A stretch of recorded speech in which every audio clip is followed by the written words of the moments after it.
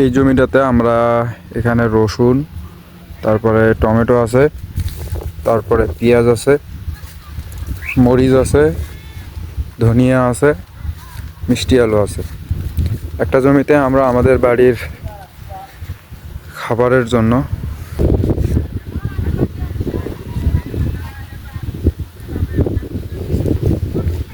আমাদের বাসায় খাওয়ার জন্য এই ফসলগুলো লাগানো হয়েছে।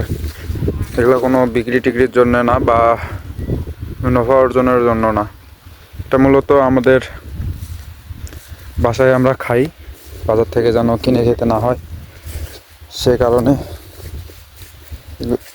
এই জমিটাতে তিন চার প্রকার ফসল লাগানো হয়েছে আর কি।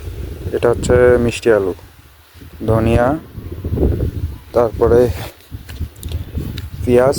মাশাআল্লাহ পেঁয়াজগুলোর সাইজ অনেক বড় বড় আর কি। আপনার হয়তো ভিডিওতে অনেক ছোট দেখা যাচ্ছে, কিন্তু মাশাআল্লাহ অনেক বড়।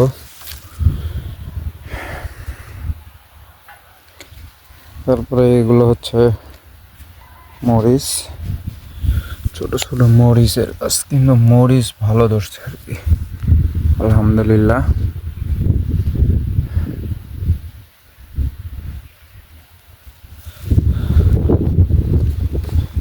এরপরে